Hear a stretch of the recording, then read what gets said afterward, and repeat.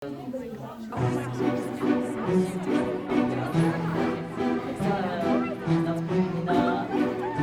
tagal-tagal ng presentasyon. Ano, pero parang may gusto siyang kaya siyang ipakilala sa atin.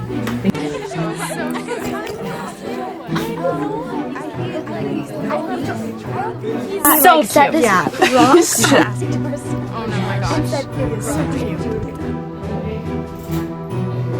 Luis Diaz.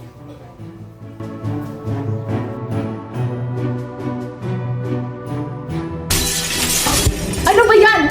Wala ba kayong mga mata at di kayo marunong mag-ingat? Babayaran nyo ang binasag nyo!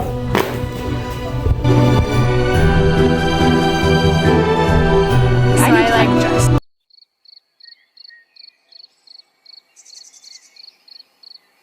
It was such a mess. I had to clean up.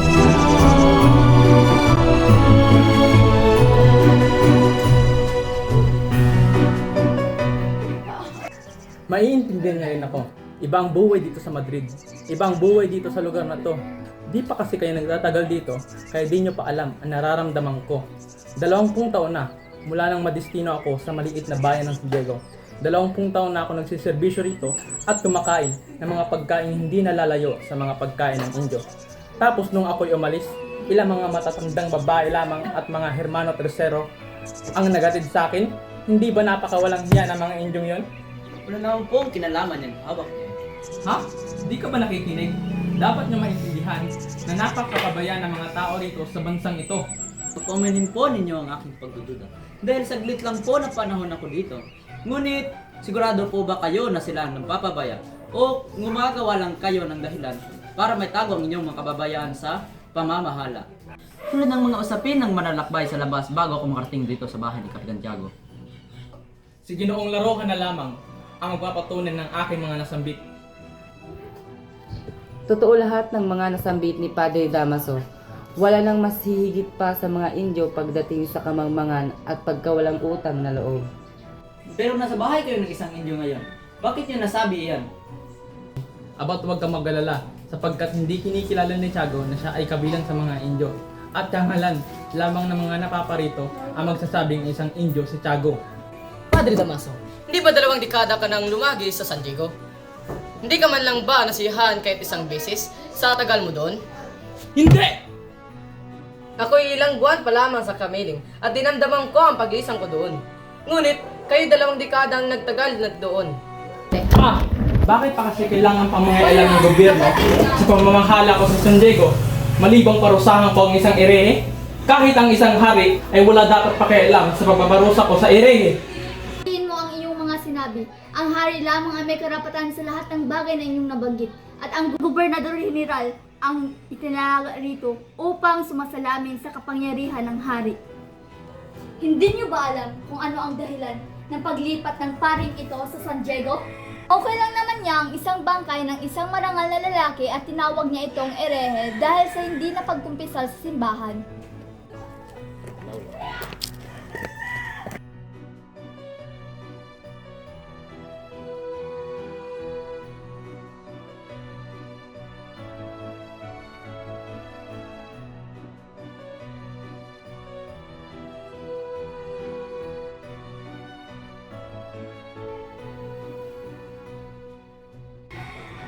Maligayang pagbati sa inyong lahat. Ako'y nagagalak sa inyong pagdalo sa aking munting salusal. Maaari ko ba kayong maistorbo ng panandalian upang maipakilala ko sa inyo ang binatang nagbabalik bansa matapos mag-aral ng 7 taon sa Europa?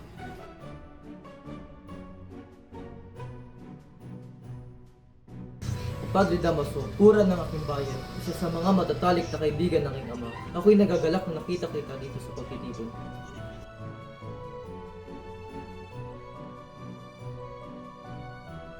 Tawad kung may mali man ako nasabi, Padre.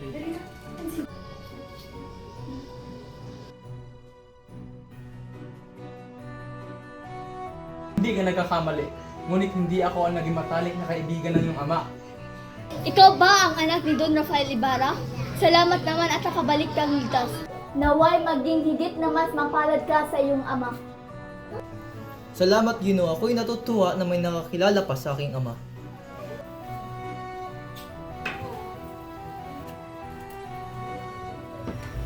Magandang gabi, Pinoy. Magandang gabi, Pinoy. Magandang gabi, Pinoy. Magandang gabi, Pinoy. Magandang gabi, Pinoy.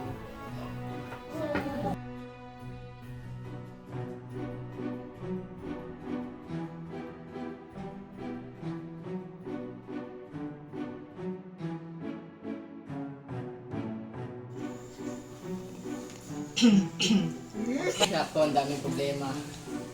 Kakain na po!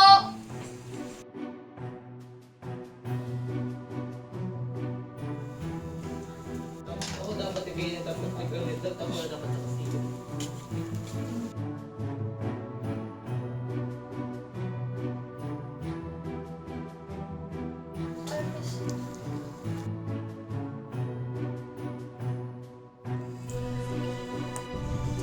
Mga buti naming kura, nakalimutan mo ba ang naghanda nitong pagtitipon? Siya dapat ang nasa silya na iyan. Huwag kang mag-alala sa akin, anak. Ang nais ko'y masihan kayo sa gabing ito dahil ang pagtipong ito ay para sa iyo. Oo nga pala, ang tinula. Ihanda na ang tinula sa pagkainan.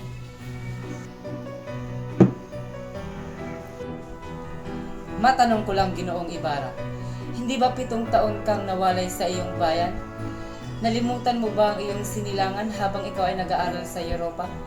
Huwag kang mag-alala, Ginoo. Sa 7 taon ko na pag-aaral, ni minsan ay di ko nakalimutan isipin ang aking bayan. Bagkus ako dapat ang mangamba, sapagkat wala man lang nakapagsabi sa sinapit na aking ama, habang ako'y Dahil nagsusumikap dito. na mag-aral. Hindi mo ba naisip na magpadala ng hatid kawat tulad ng ginawa namin ni Tiburcio nung kami ay ikinasal pa? Ipagpaumanhin niyo po, umuwit ako po ay nasa iba't ibang bansa nitong nakaraang 2 taon. Sa panahon na yun, ako ay naglakbay at sinuri ang iba't ibang bagay sa bansang iyon. Natutunan ko ang kanilang mga wika at ginamit ko yun sa pakikipagtalastasan. Pinag-aralan ko rin ang kanilang kasaysayan at ang mga eksodo. Yun lamang ang iyong nalalaman ay nag-aaksaya ka lamang ng oras at pera. Kahit ang mga batang walang kamuang-muang ay alam yan.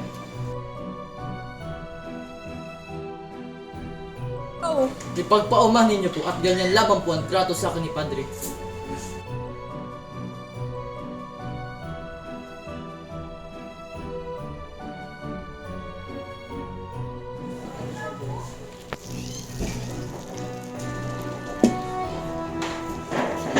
Mauna na po ako at may babalikan pa po ako sa San Diego.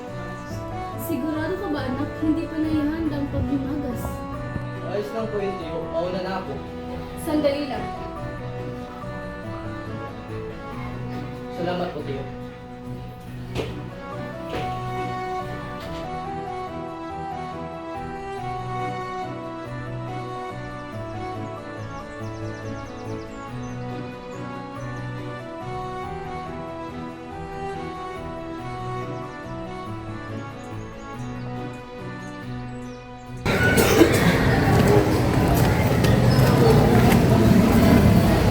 Oh, ikaw pala Ibarra. Bakit ka narito sa labas at pag-alagala? Ikaw pala, Tiniente. Ako'y nagpapahangin lamang at minamasdan ng magagandang tanawin. Mag-iingat ka sa iyong pagmamasid at baka matulad ka sa sinapit ng iyong ama. May alam po ba kayo sa nangyari sa aking ama? Sinubukan ko kanina magtanong sa piging, ngunit walang sumagot sa akin. Sa iyo ko lamang ito ikukwento, ngunit huwag mong ipagsasabihin sa akin itong nalaman. Kagalang-galang na tao si Don Rafael. Bagamat mabuting tao siya ay mayroong paring kaaway. Halos lahat ng mga kagalit niya ay mga Kastila at mga pari. Nagkagalit sila ni Padre Damaso nung ikabuhan pa lamang umalis ng bansa dahil sa hindi nito pangungumpisal. Nabilanggo rin siya dahil napagbintangan siyang pumatay sa isang artilyerong sumisingil ng buwis sa mga sasakyan. Pinagbintangan din siyang isang erehe at pilibostero dahil dito. Kung ako para mapulang sala ang iyong ama, ngunit bago pa siya makalaya, ay sumuko na kaagad ang kanyang katawan, kaya hindi na siya nakaabot sa araw ng kanyang kalayaan. Maraming salamat po, Ginoong Ibarra. Ako'y nabawasan ng alalahanin bago ko masilayan si Maria Clara.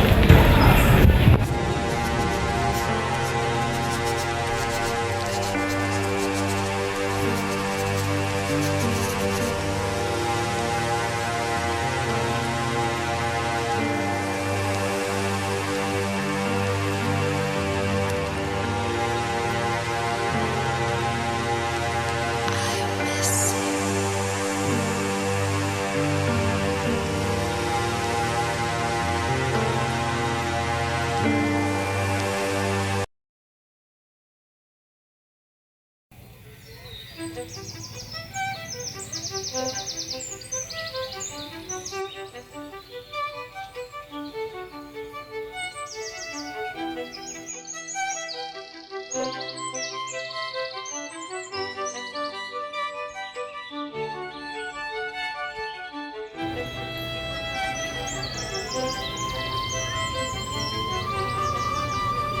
anak, bakit napapansin kitang nakatingin sa mga manlalakbay at mga tao? Gusto mo bang magbakasyon? Kung gusto mo magbakasyon, magpunta na lang tayo ng San Diego dahil malapit na din ang pista doon. Talaga po ba? Sa San Diego? Sang-ayon po ako. Kung gayon ay paghandaan mo na ito. Sa pagkuha mo rin ng iyong mga gamit ay magpaalam ka na rin sa iyong mga kaibigan sapagkat hindi ka nababalik sa Viterbo.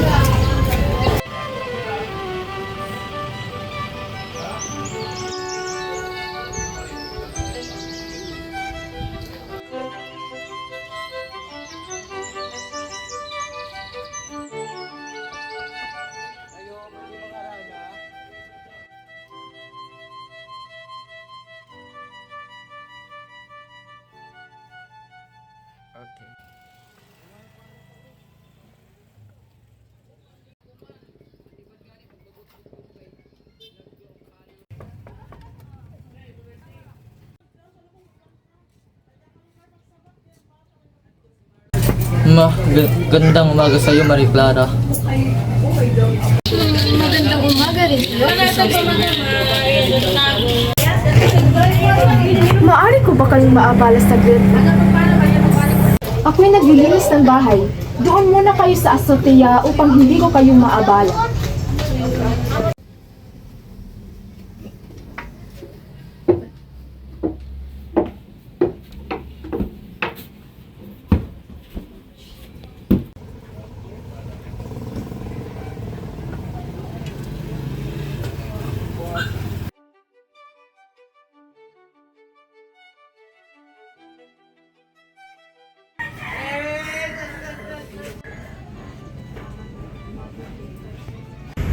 Hindi mo ba ako nalimutan sa Europa?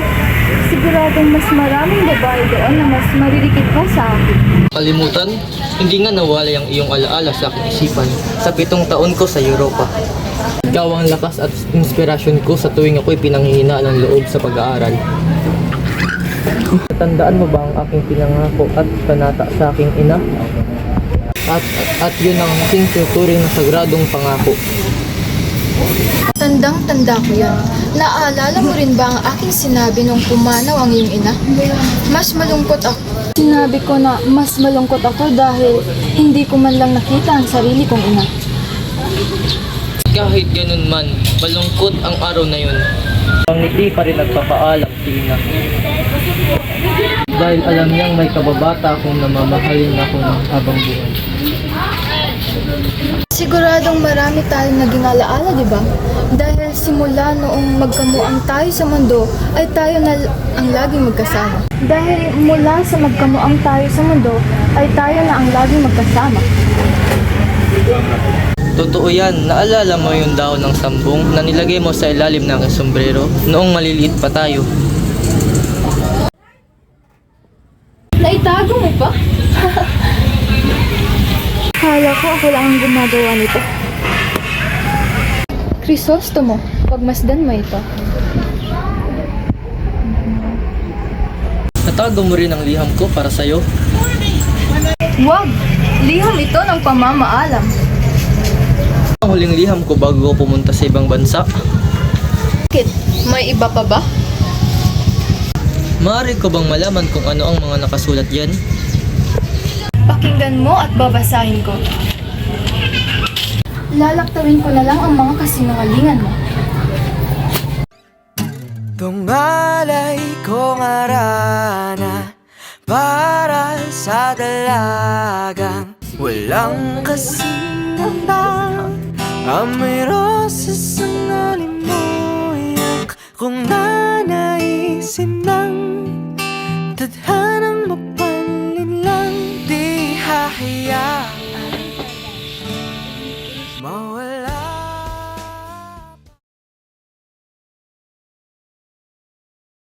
Ihinto mo muna pagbasa, Maria Clara. Ha? Bakit?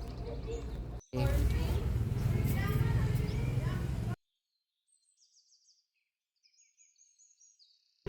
ko pala, Todos Los Santos pala bukas. Kailangan ko nang umuwi ngayon din. Tama ka. Hindi kita pipigilang umalis sapagkat pupunta rin kami ng ilang araw matapos ang paghahanda. Ipaghahanda na lang kita ng mga bulaklak para sa mga magulang mo. Maraming salamat, Binibining Maria. Tungliham ng maasang mata mong makabasa. Handang gawin lahat maging Paalam na, Maria Clara. ikaw na yan lang nakadaman ng wagas na pagkamangha. Hiling ka lang naman na tayo na sanang dalawa, siyang huli at hanggang isa. Papatunayan ang unang pag-ibig ay di mawawala. Nakailang tula na, ba't tila di napupunan? Oh, bakit Maria? Bakit namumula ang iyong mga mata? Napuwi lang po ako. Pagtulos mo na lamang si Ibarra para sa kanyang biyahe.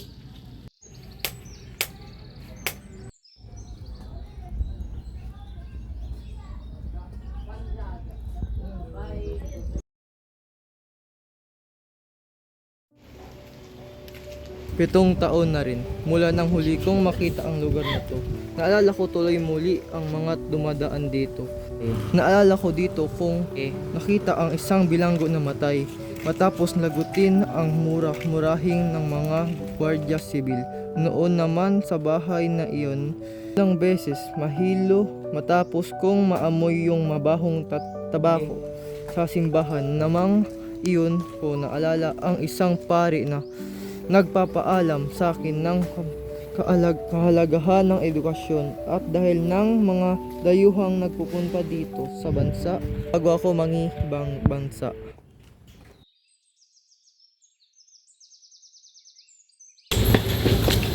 Si Padre Damaso ba yun?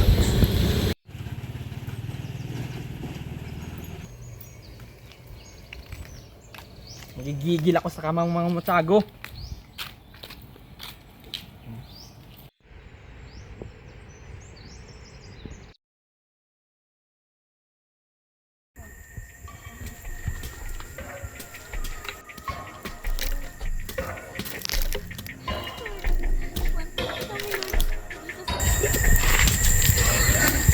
Sa ibang lugar na lang pala tayo maghukay.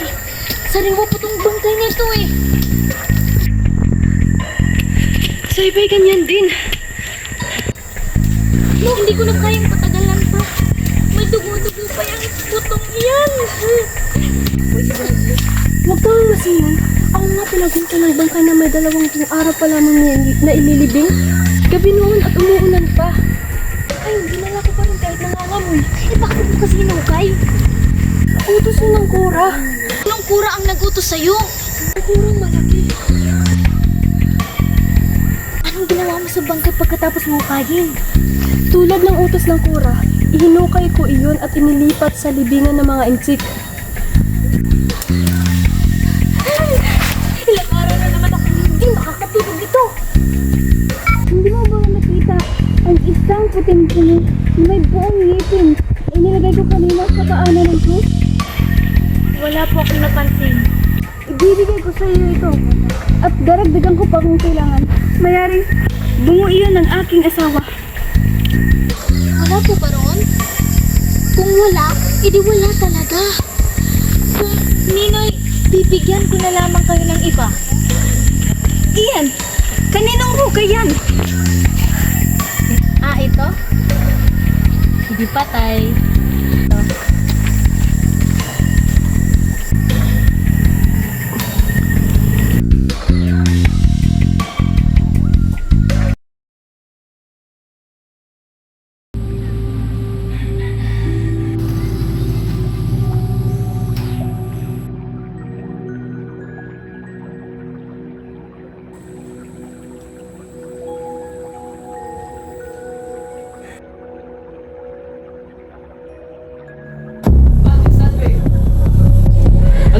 mo sa aking ama? Nagkakamali! Ako'y walang ginawa sa inyong ama! Wala! Wala! Wala akong ginawa! Si Padre Damaso may kagagawan!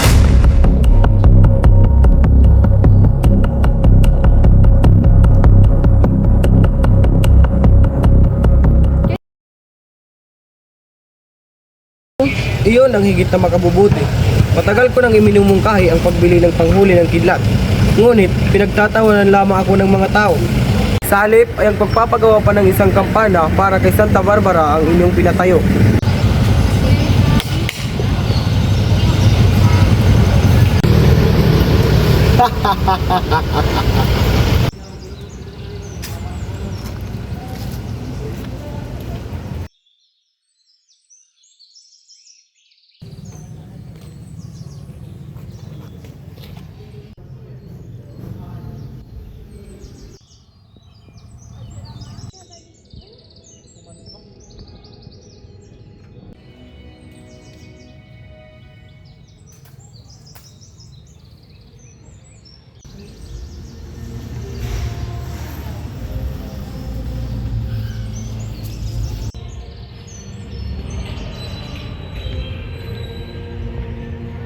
Sumawa na kayo sa aking umuwi.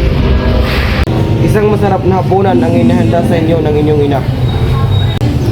Hindi pa po kami makakauwi hanggang hindi nag-iikawalo. Ito ang bili ng Sakristan Mayor. Saka hinihintay pa po namin ang aming sahod para ibigay kay Inang. Saan kayo pupunta ngayon? Diyan po sa kampanaryo upang patugtugin ang kampana. Kayo'y mag-ingat na dalawa.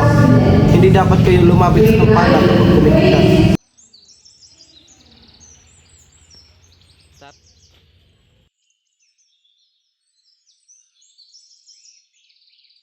Mang Tasyo! Kayo po yung makiat muna. Ano ba yung binabasa mo? Ito po yung isang aklat na may pamagat na mga hirap na tinitiis ng mga pananakasunod sa purgatorio. Amara?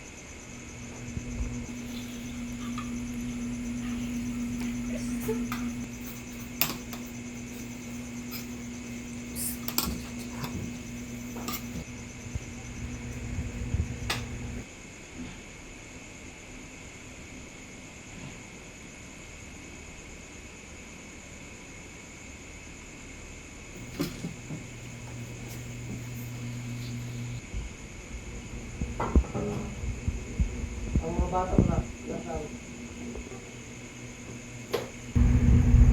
Sila ay nasa simbahan pa at hindi pa nakakauwi. Siya, sige, aalis na ako. At may laban ba yung manok ko? Pagtiran niyo na lang ako ng piso sa pirang sasahurin ni Basilio.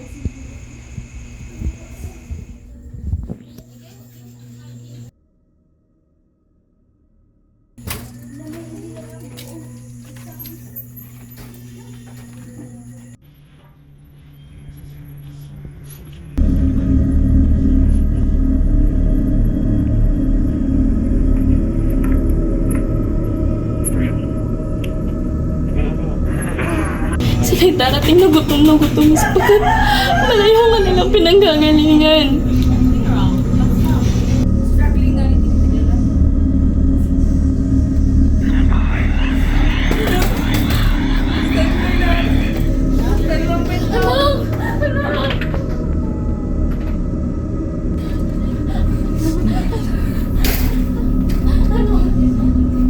Anak, anong nangyari sa'yo? Anong nangyari kay Kispin? Hajab. Anak! Biseo!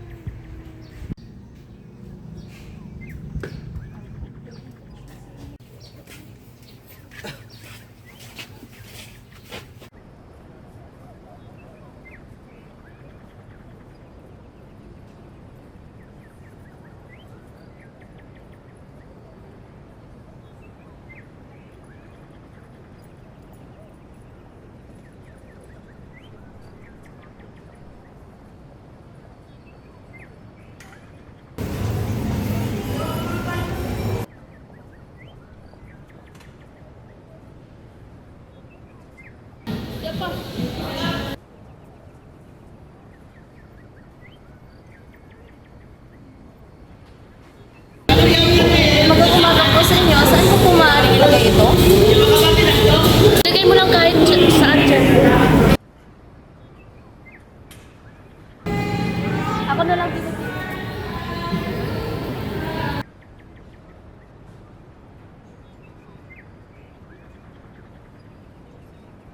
Ibig ko sanang makausap ang mga kurang. May sakit ang Cora, hindi pwede kang palain. Maaari ko bang makita man lang ang anak kong si Crispin?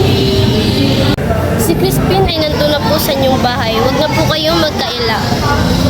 Si Basilio lamang po ang pinauwi sapagkat si Crispin ay pinaiwan dito. Gusto ko pong makita ang aking anak. Siya nga ay tumakas pagkatapos niyang magnakaw.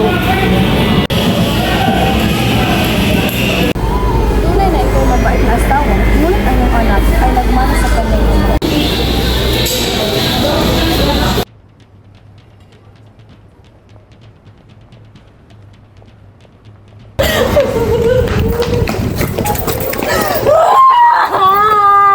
Huwag kayong umiyak dito! Kasalasahan kung saan wala tayong magambala.